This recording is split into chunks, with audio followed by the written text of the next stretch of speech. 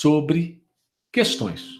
Hoje eu separei um número de questões para vocês, para que a gente possa resolver juntos, relacionado à fase de liquidação, a liquidação da sentença no processo do trabalho.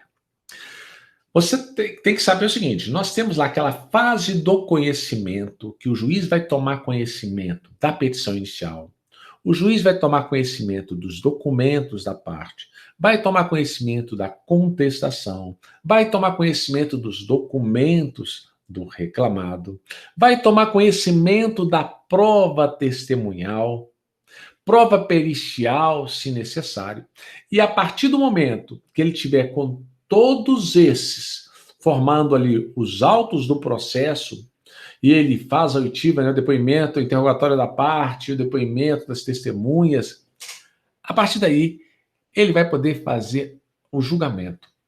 E nós temos a sentença do juiz. Dessa sentença é cabível recurso ordinário, ou se houver omissão, ou contradição, ou obscuridade, é possível ali a parte interpor os embargos de declaração. Lembrando que embargos de declaração é um recurso, mas esse recurso é julgado pelo próprio juiz que deu a sentença. Já o recurso ordinário, nós temos que ele vai para a segunda instância, caso o processo tenha iniciado na vara. Lembrando que se o processo inicia originariamente no Tribunal Regional do Trabalho, exemplo, mandado de segurança contra o juiz, ou uma ação rescisória para rescindir uma sentença que já transitou em julgado, nós temos que, como iniciou lá no tribunal, é cabível recurso ordinário também no tribunal. Quando passa por todo o procedimento no tribunal, do recurso, e de lá temos uma certidão de trânsito em julgado, os autos retornam para a primeira vara, para a vara, né, ou primeira, ou segunda, ou terceira, volta para uma vara de origem, e a partir daquele momento inicia-se o processo de liquidação de sentença.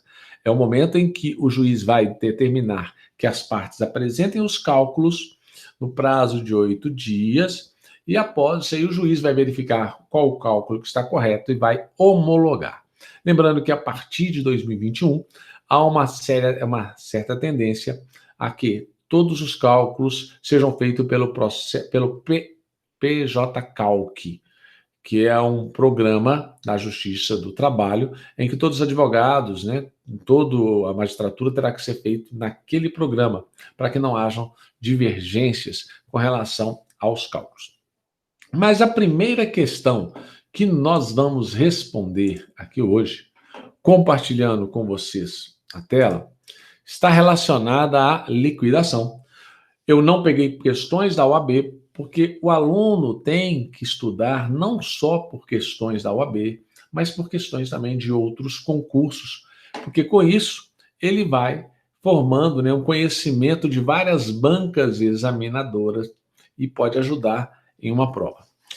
Então nós temos uma questão que foi cobrada em 2018 sobre liquidação, não consegui questões mais recentes, tendo em vista que tem 1 ano sem concurso público na área trabalhista, e isso aí, meu banco de dados está um pouco desatualizado, porque geralmente eu lanço aqui, nessas aulas, questões atualizadas, de 2020, 2019, e aqui nós temos uma de 2018, e vamos ver o que dá para a gente responder, e o que a gente vai conseguir fixar e memorizar com relação a esse assunto.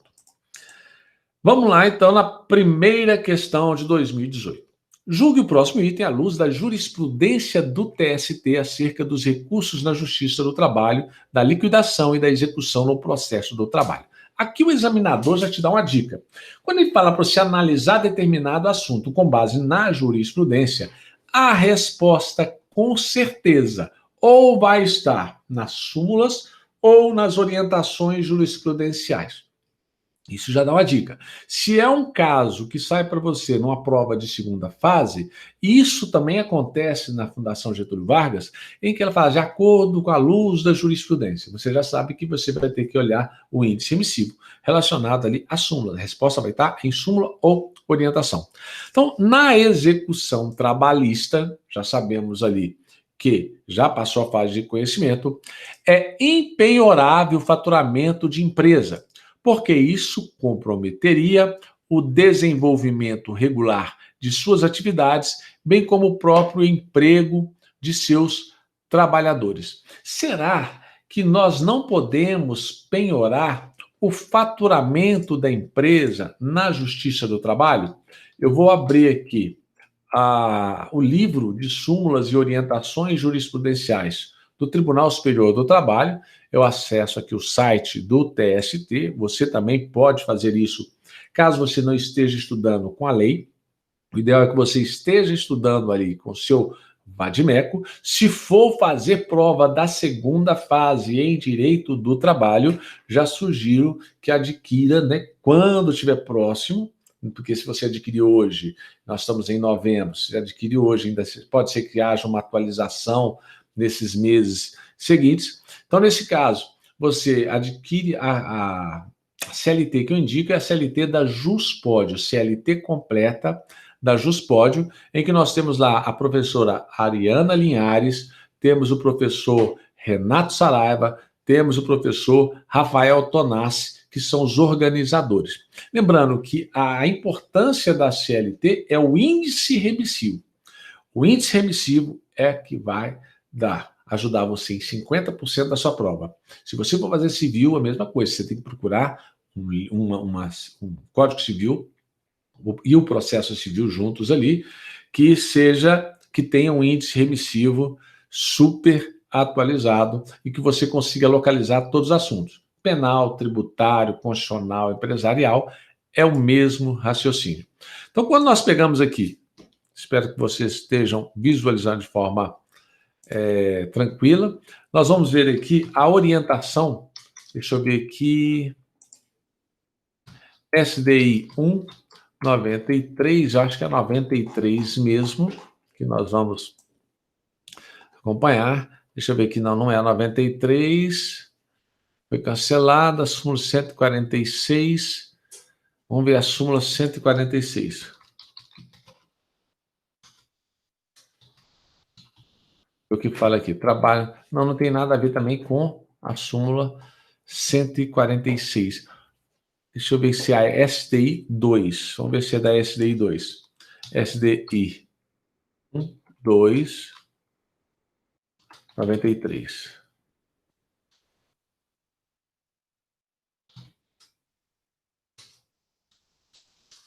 SDI 2, 93. Vamos ver, acho que agora vai achar. Em hora, aqui, ó. Professor, eu localizei porque eu dei o Ctrl F aqui, mas você vai ter que localizar isso no índice remissivo. Você vai ter que fazer um estudo agora para saber se tem essa questão na sua prova, no seu índice. Então, temos lá, penhora sobre parte da renda de estabelecimento comercial, possibilidade.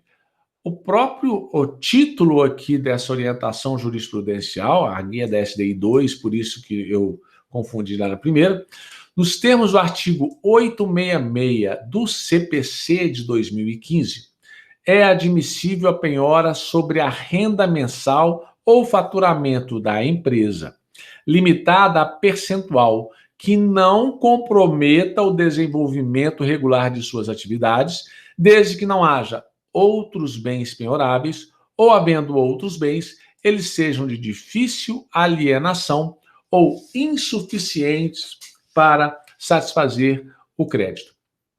Então, nós temos alguns requisitos da SDI. Vamos ver aqui. SDI 2, 93. E podemos colocar. Então, nos termos do artigo 866, é admissível a penhora sobre renda mensal faturamento da empresa, limitada a percentual que não comprometa o desenvolvimento regular de suas atividades, desde que não haja outros bens penhorados ou, havendo outros bens, que eles sejam de difícil alienação. Se for de difícil alienação também, nós temos aqui, então, essas duas situações. Eu gosto de fazer isso com a súmula ou com a orientação, porque isso fica Você vê que eu não tirei nada, nenhuma palavra, está ali do jeito que estava na súmula, mas aqui fica um visual melhor para você fixar. Então, se está falando aqui que é possível, aqui fala, na execução, é impenhorável o faturamento? Nós podemos falar que é impenhorável? Não. Nós podemos falar que é penhorável. É possível o juiz ordenar a penhora de percentual do faturamento da empresa. E detalhe, é possível, quais são os requisitos? Desde que não haja outros bens penhoráveis ou, mesmo que haja outros bens que sejam penhoráveis. Se ele for de difícil alienação, uma coisa que não vende. Quer ver uma coisa que não vende? Lembra antigamente aqueles carros que vinham aqueles porta-CD com 6 CDs para que você pudesse ouvir? Você colocava 6 CDs num compartimento lá no porta-mala, chamava disqueteira. Me fala aí, quem de vocês irá comprar uma disqueteira hoje para poder ouvir músicas no carro? Ninguém, porque já está fora de moda. Hoje é Bluetooth, celular, você já joga direto no rádio do carro, Spotify, você ali, o Deezer, né, também, você vai ouvir tudo. Então, isso aqui, a resposta, nós teríamos, então, que estaria errado, porque é possível penhorar. A próxima questão, nós temos lá, julgue o próximo item também à luz da jurisprudência do TST acerca dos recursos na Justiça do Trabalho, da liquidação e da execução no processo do trabalho. Aí nós temos, caso a reclamação trabalhista não requeira a incidência de correção monetária e juros de mora em eventual condenação trabalhista, essas rubricas não poderão ser incluídas na liquidação da sentença, respectiva sentença. Você já deve ter lembrado nas aulas de processo civil, que geralmente a gente aprende isso lá no processo civil, que o que não for pedido, o juiz não pode condenar a outra parte. Teríamos aí uma sentença extra petita. Mas existem algumas situações que nós chamamos de extrapetição. Mesmo que não esteja presente na petição, o juiz ele deve condenar a outra parte. Exemplo, você pede férias. E de acordo com a Constituição Federal, férias sempre estará junto com um acréscimo de 1/3. Se o advogado esqueceu de pedir 1/3 de férias, o juiz vai condenar nas férias mais 1/3. Você pediu, por exemplo, reconhecimento de vínculo empregatício, mas no caso do vínculo empregatício, você não pediu a anotação na carteira de trabalho. O juiz, mesmo que não tenha o pedido da condenação, o juiz vai condenar a outra parte na anotação da carteira de trabalho. E agora, a questão dos juros e correção monetária. Observe que disse para a gente que é à luz da jurisprudência do TST. Então, isso não é um posicionamento de um juiz da Bahia, ou de um juiz de São Paulo, ou do juiz de Minas. Isso tem súmula, ou uma orientação jurisprudencial. E quando nós buscamos aqui no livro de súmulas do Tribunal Superior do Trabalho, e nós pegamos aqui a súmula 211, vou pegar aqui a súmula 211, pegou no final aqui, tá. Juros de mora e correção monetária, independência do pedido inicial e do título executivo judicial. O que diz? Os juros de mora e a correção monetária inclui-se na liquidação, ainda que omisso o pedido inicial à condenação. Você adquiriu sua carteirinha da OAB. Você, no primeiro caso, você pede lá férias, 13º, horas extras, e você não consta na sua petição juros e correção monetária.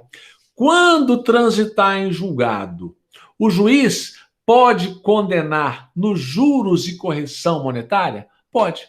princípio da extrapetição. Então, quando aqui diz não poderão ser incluídas na liquidação, isso está errado. Por quê? Aí a gente fundamenta. Imagina o seguinte, nós estamos fazendo questões objetivas, mas isso pode cair na sua prova de segunda fase, caso você opte em processo do trabalho.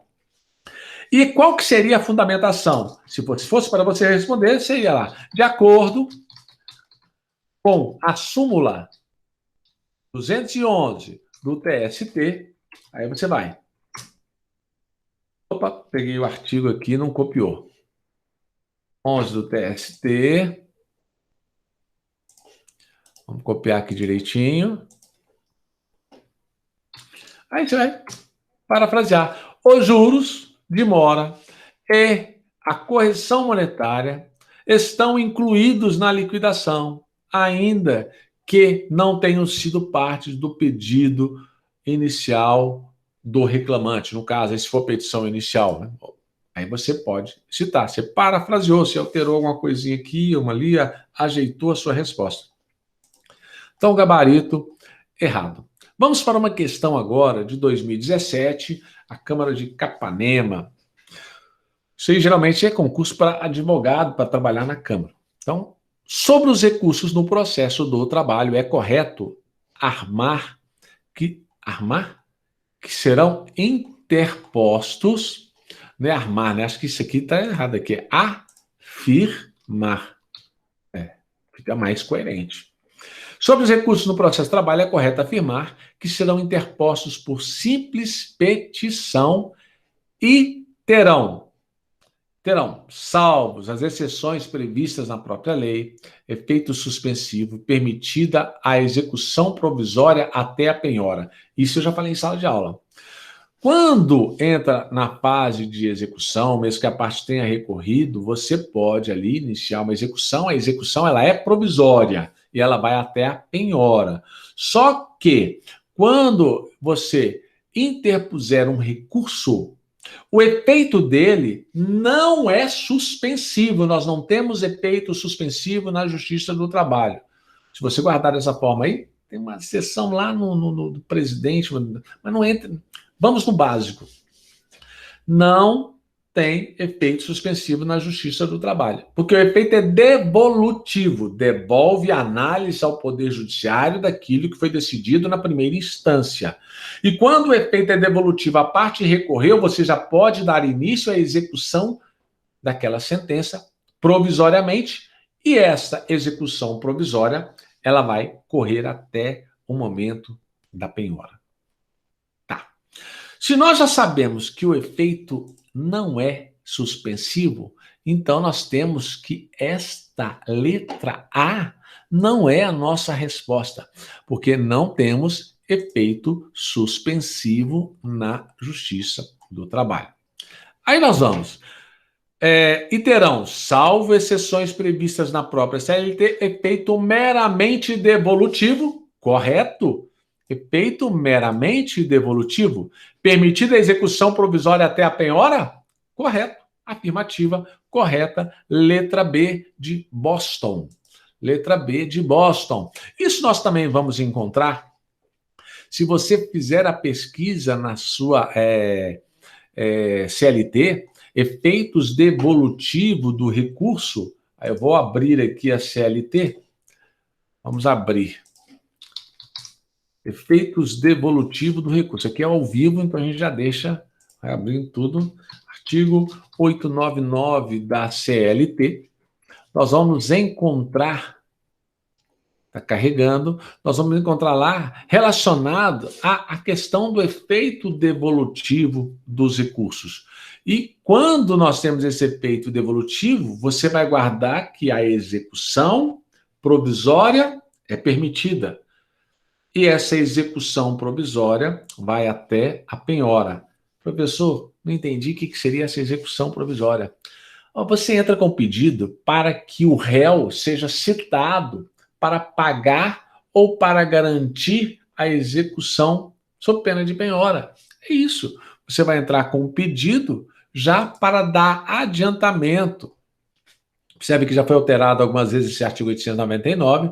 Nós temos os recursos, vou copiar o artigo, colocar lá no gabarito. Os recursos serão interpostos por simples petição e terão efeito meramente devolutivo, salvo as exceções previstas nesse título, permitida a execução provisória até a sentença. Então, nós temos a permissão da execução provisória até a sentença. Artigo 899 da CLT, gabarito, letra B de Boston. Letra B de Boston. Vamos para mais uma? Vamos lá, mais uma. Achei aqui, ó. Tinha uma de 2020, eu não tinha visto que tinha uma de 2020 aqui, da Fundação Carlos Chagas, deve ter sido antes da pandemia. Quanto à aplicabilidade do Código de Processo Civil e a Lei de Execuções Fiscais no processo do trabalho, bom, aí nós temos que analisar. Está aqui perguntando o seguinte: eu posso aplicar o processo civil? Posso aplicar a Lei de Execuções Fiscais no processo de trabalho?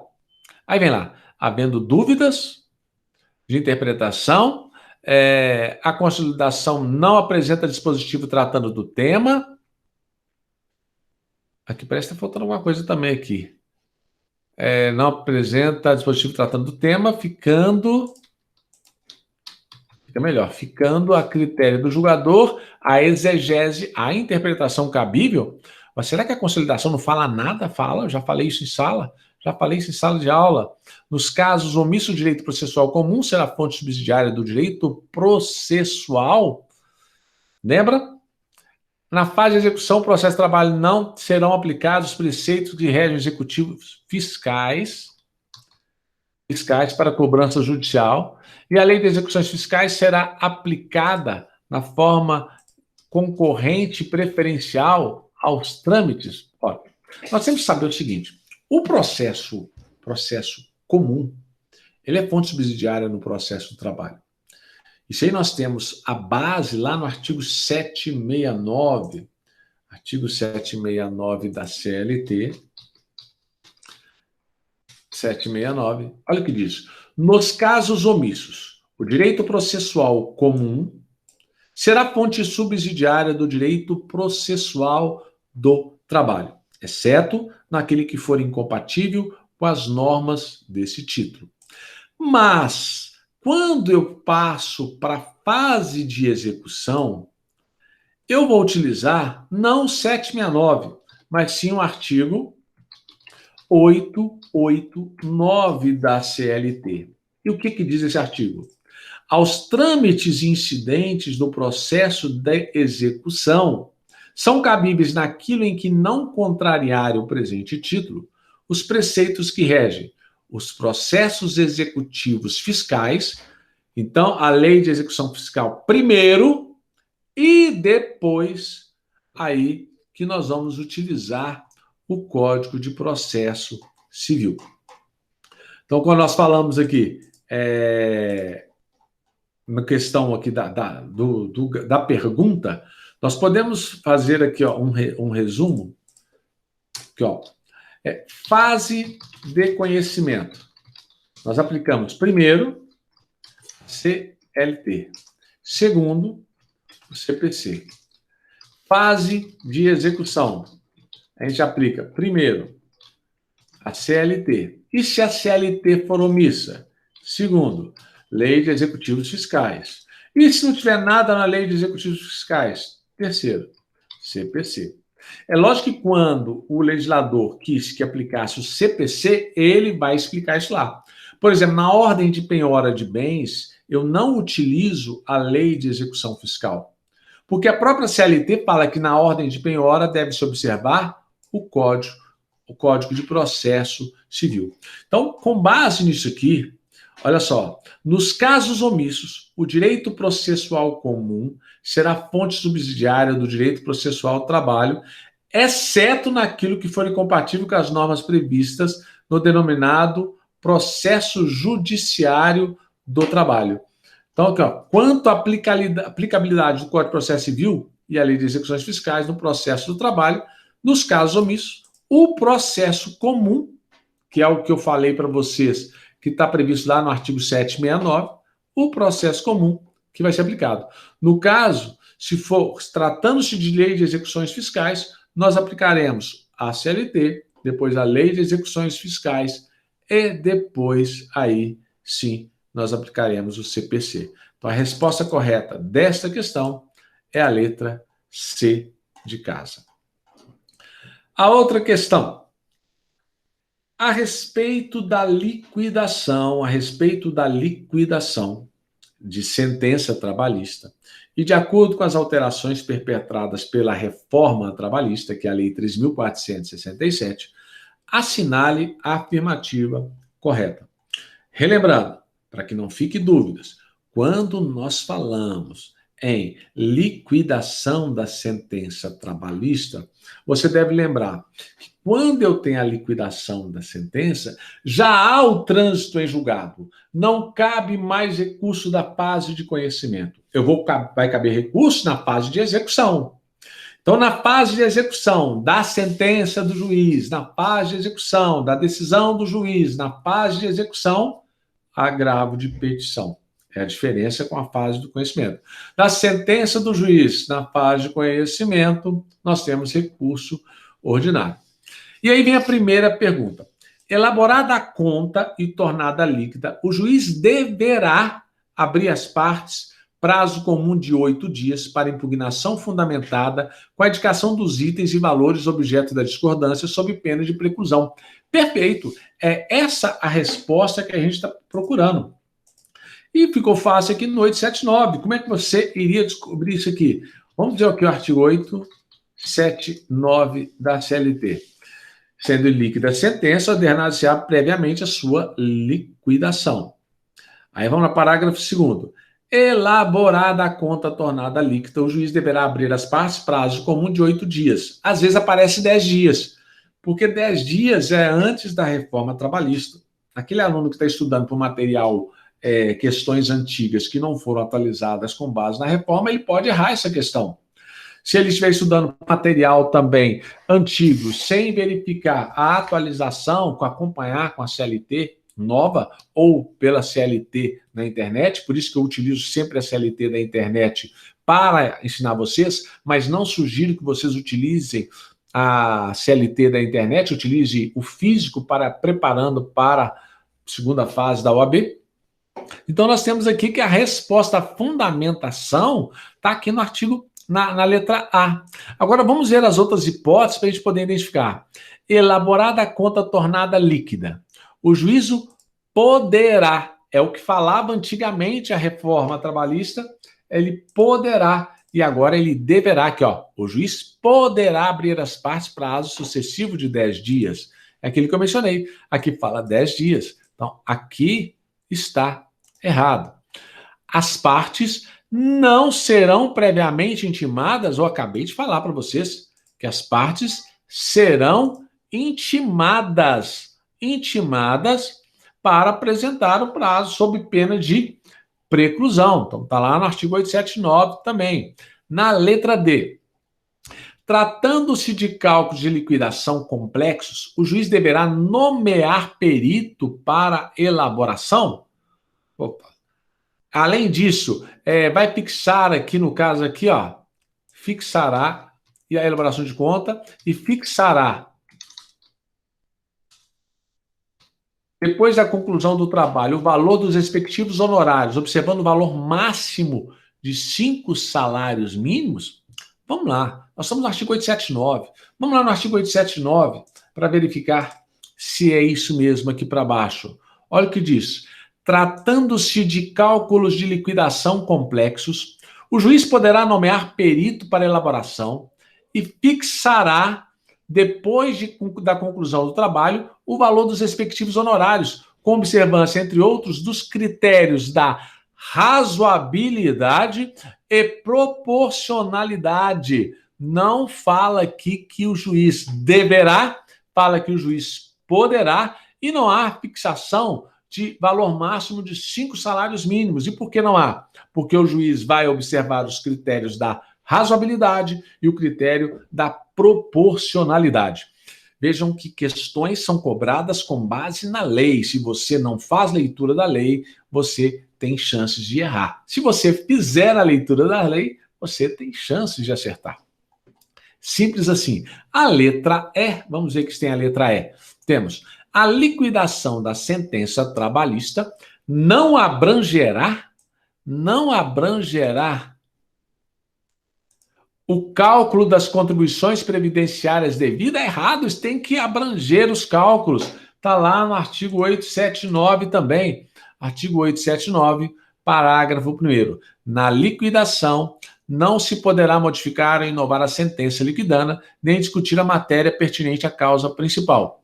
Primeiro, a liquidação abrangerá também o cálculo das contribuições previdenciárias. Portanto, o nosso gabarito ficou com a letra A. Aí, liquidamos mais uma. Vamos para mais uma de certo e errado. CESP adora questões com certo e errado. E eu adoro resolver esse tipo de questões, porque aí você vai raciocinar e vai fazendo certo ou errado, analisando o que está certo e analisando o que está errado. Quando está errado, é melhor que você aprende, que você procura e verifica o que estava errado naquela questão. Vamos verificar aqui. Julgo de acordo à luz da jurisprudência do TST. Então, está em súmula ou orientação jurisprudencial. A decisão judicial proferida em dissídio individual, que condenar o poder público com base em entendimento coincidente com orientação firmada no âmbito administrativo e emitida pelo próprio ente público por meio de parecer vinculante, não se sujeitará ao duplo grau de jurisdição. Aqui é interessante.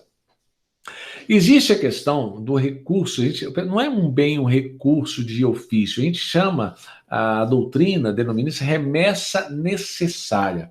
Para que haja o trânsito em julgado, quando há decisões que implicam entes da administração pública, da fazenda pública, existe aí a necessidade do reexame necessário após a Constituição Federal de 88. Isso é para quê? Para que, ao formar o trânsito julgado, tenha sido feito por um outro juízo também, se tratando da administração pública. Então, mesmo que ninguém recorra, o juiz remeterá os autos para a segunda instância para reapreciar a decisão dele. Agora, quando nós falamos disso aí, existe uma súmula que vai tratar sobre esse assunto.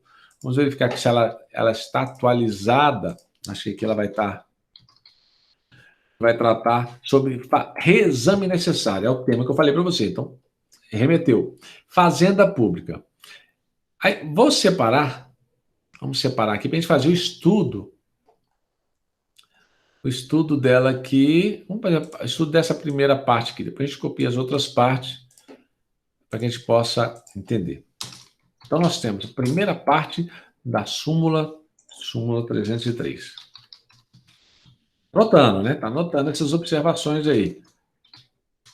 Quem estuda escrevendo, lê 2 vezes, fica mais fácil. Só assistir não fixa o assunto. Então, em dissídio individual, está sujeita ao reexame necessário, mesmo na vigência da Constituição de 88, decisão que for contrária à fazenda pública. Eu esqueci de mencionar isso. Se for a decisão favorável à fazenda pública, o juiz não vai fazer a remessa necessária. Tem que ser contra a fazenda pública. Mas temos exceções? Temos. Salvo, aí, exceções. Exceções. Eu troquei só a palavra para ficar mais didático aqui a explicação. Então, decisão contrária à fazenda pública. União, Estado, Distrito Federal e municípios. Eu tenho que remeter, o juiz tem que remeter ao tribunal. Agora, exceção. Quando a condenação não ultrapassar o valor correspondente a 1.000 salários mínimos para a União e as respectivas autarquias e fundações de direito público.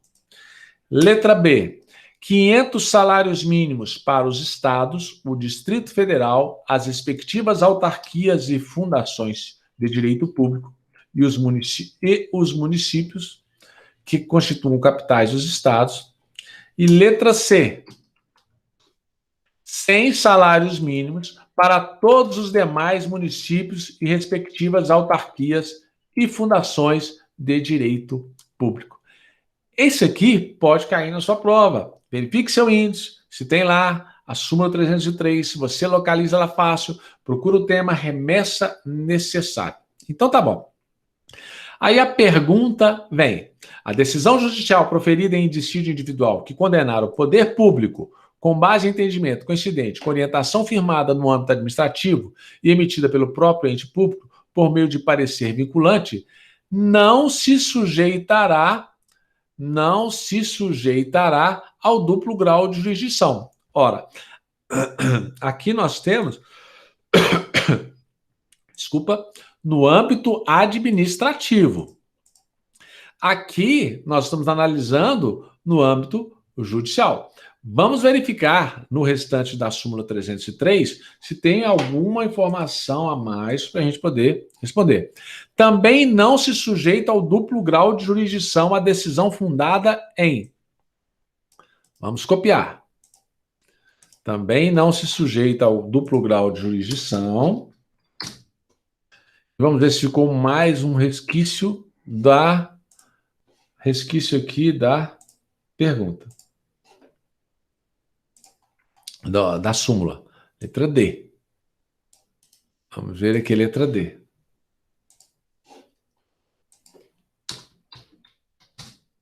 Então nós temos. Também não se sujeita ao duplo grau de jurisdição. Decisão fundada em súmula ou orientação jurisprudencial do TST.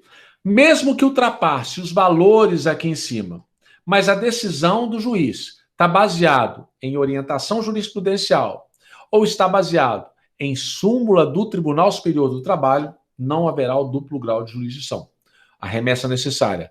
Acórdão proferido pelo Supremo Tribunal Federal ou pelo Tribunal Superior do Trabalho em julgamento de recursos repetitivos, mesmo que ultrapasse, também não haverá.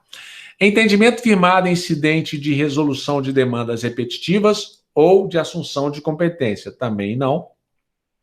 E entendimento coincidente com orientação vinculante firmada no âmbito administrativo. Aqui, ó, a nossa resposta. Nesse caso, não tem remessa necessária. Por isso, o gabarito está correto. Gabarito correto. Gabarito é certo, com base na súmula 303 do Tribunal Superior do Trabalho. Vamos ver aqui se dá para fazer mais uma. Estamos quase chegando ao fim. A minha garganta já está indo por beleléu, tanto que na próxima semana estou adiantando, né, as questões, fazendo esses exercícios, porque na próxima semana, dia 26 de novembro, faço uma cirurgia de garganta mesmo, e por isso que eu não estou conseguindo falar muito tempo. Então, mais uma questão, a gente liquida. Eu não consigo ficar sem falar rápido. Considerando-se as normas da CLT, a doutrina, a jurisprudência sobre sentença e execução trabalhista, assinale a alternativa correta. Vamos lá. A liquidação não abrangerá o cálculo das contribuições previdenciárias? Errado, porque nós já sabemos que, de acordo com o artigo 879, você busca lá no artigo 879, lá no parágrafo 1º, vai falar que a liquidação abrangerá também os cálculos de liquidação. Eu não posso, né, deixar de lado. Então, nós temos lá, elaborada a conta tornada líquida, o juiz abrirá às partes prazo sucessivo de 3 dias para impugnação fundamentada? Errado, 8 dias. Nós temos lá também no artigo 879. Letra C. É vedada pela CLT a liquidação de sentença por artigos? Também errado, lá no artigo 879. Ó, explicação da letra C. Artigo 879. nós temos lá que, sendo ilíquida, a sentença exequenda, ordenar-se-á previamente a sua liquidação, que poderá ser feita por 2 pontos. Cálculo, liquidação da sentença por cálculo. Significa simples contas aritméticas. Poderá ser por arbitramento, significa por perito, com conhecimentos técnicos. E poderá ser feita por artigos. Um procedimento que é o procedimento comum agora no CPC. Aqui necessita fazer provas, precisa de audiência para demonstrar e fazer provas. Geralmente, na Justiça do Trabalho, é feito aqui por cálculo e por arbitramento. Então, nós não temos aqui, falou que é vedada por artigos? Errado, nós temos aqui que é possível por artigos. Embora no processo civil agora não fala em artigos, mas fala procedimento comum. Na letra E, o que nós temos aqui na letra E? Letra C, letra D. Na liquidação, não se poderá modificar ou inovar a sentença. Correto. Liquidanda, nem discutir matéria pertinente à causa principal. Correto. Essa aqui é a nossa resposta. Está lá no artigo 879. Quer ver aqui, artigo 879. Na liquidação, parágrafo 1º, não se poderá modificar ou inovar a sentença liquidanda, nem discutir matéria pertinente à causa principal. E letra E, far-se-á liquidação por arbitramento, quando para determinar o valor da condenação houver necessidade de alegar, provar fato novo. Não. Alegar e provar fato novo é a liquidação por artigos. Não é a liquidação por arbitramento. Beleza, turma? Minha garganta